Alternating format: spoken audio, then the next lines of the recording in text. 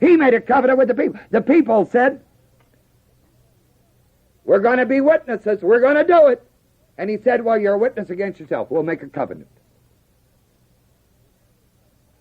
And they set a statute and an ordinance in Shechem. And Joshua wrote these words, verse 26, in the book of the law of God. Joshua did the writing in the book of the law of God. Holy men of God spake as they were moved. And he took a great stone and set it up under a what? That means you think about it, man.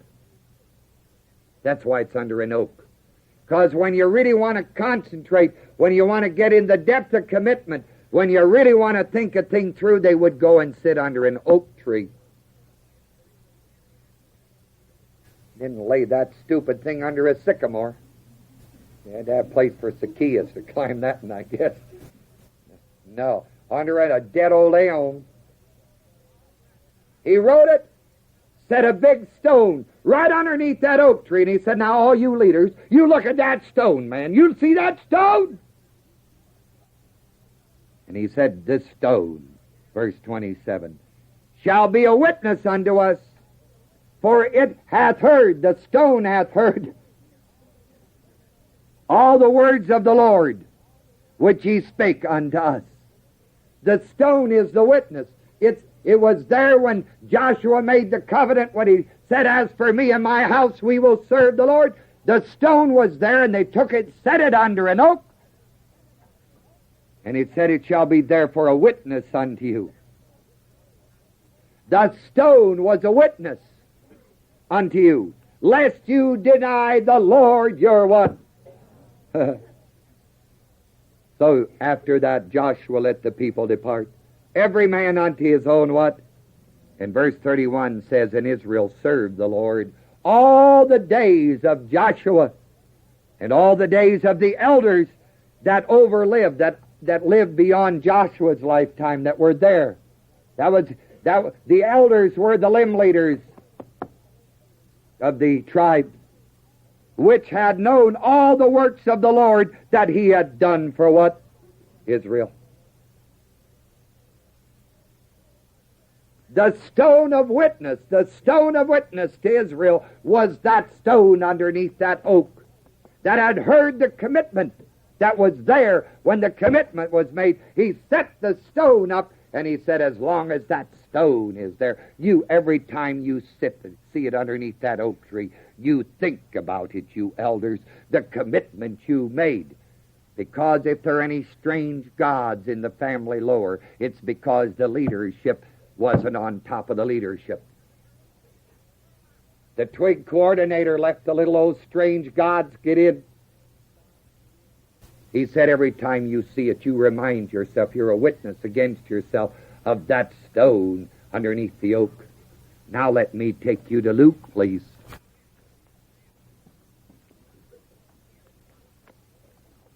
Luke chapter 20. Listen to this record.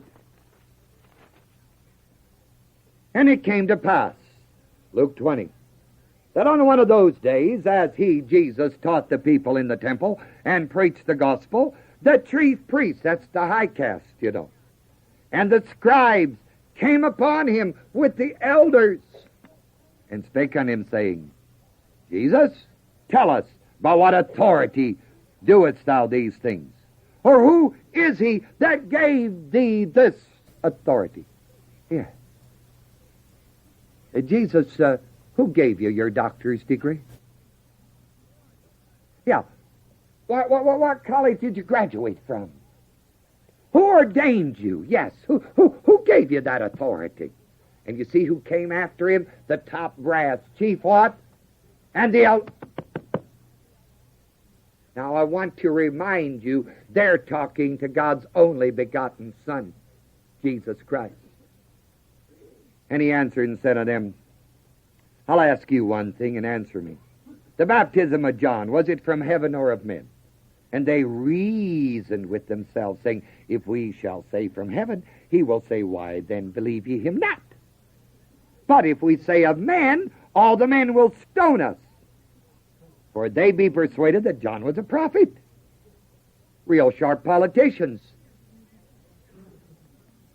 And they answered that they could not tell whence it was. The liars. Jesus knew it. He said, okay, fellas, I'm not going to tell you either by what authority I do these things. Verse 9.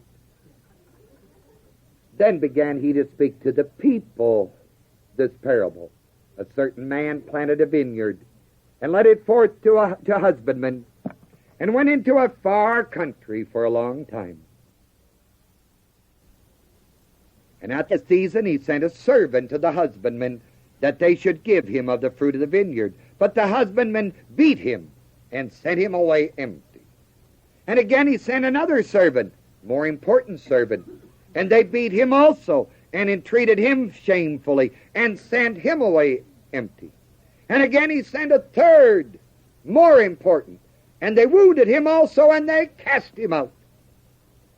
Then said the Lord of the vineyard, what shall I do? I will send my beloved what? It may be they will reverence him when they see him. But when the husbandmen saw him, they reasoned among themselves, saying, this is the heir. Come, let us kill him. Then the inheritance will be what? So they cast him out of the vineyard and killed him. What therefore shall the Lord of the vineyard do unto them? He shall come and shall destroy these husbandmen, and shall give the vineyards to others. And when they heard it, they said, oh, God forbid, God forbid. And beheld them, and he beheld them and said, what is this then that is written? The stone which the builders, what? The same is become the head of the corner. Whosoever shall fall upon this stone shall be what? But on whomsoever it shall fall, it will grind him to powder. And the chief priests and the scribes the same hour sought to lay hands on Jesus. That wasn't to bless him, I guarantee. But they feared or reverenced the people, for they perceived that he had spoken this parable against them. And they watched him, FBI, and sent forth spies, which should feign themselves, plainclothesmen, just men, that they might take hold of his words. In other words, that they might listen to what he said and then twist those words around, that so they might deliver him unto the power and the authority of the governor, to put him in jail, to have him executed. And they asked him, saying, Master, we know that thou sayest and teachest rightly. Neither acceptest thou the person of any, but you teach the way of God truly. Bunch of liars. Is it lawful for us to give tribute unto Caesar or no? But he perceived by revelation their craftiness. And he said unto them, why tempt ye me? Show me a penny. Give me some money. Whose image and superscriptions on it? They answered, he said, well, that's Caesar's. And he said unto them, render therefore unto Caesar the things which are Caesar's, and unto God the things which be what? That's right. If only we could believe that baby today. We don't render to Caesar what's Caesar. Caesar doesn't even give us the permission to render it to him. He comes and takes it away. That's right. And we Americans haven't got the guts to stand up because we have no leader. We don't know how to go about doing it. 72% of the national gross income last year went to run the federal government, and you know who paid it? The common people of America. The people who are making $8, 7, 6, 5, 8, 10, 12, 14,000 a year, basically. The Word of God says you render to Caesar what's what? It doesn't say you render to Caesar what Caesar determines you render to him. It says you give Caesar what Caesar's got coming, and that's all. Well, what about God? More people are afraid of Caesar than they ever were of God. You know that. You will allow yourself to be taxed 30, 40% of your income and never say a lousy word. And if I said to you tonight, I'd like to see you share 30% of your income with the way ministry, it'd be written all over the magazines in the country and all the newspapers. But not a one of you squawk. You just talk, but you don't do nothing about it. When the government takes 30%, they don't ask you for it. They take it. They don't even take it after you've given your tithe. They take it before. That makes the government God. My Bible says we're not to have any idols, and we have only one God, and we serve God first. Our God comes first.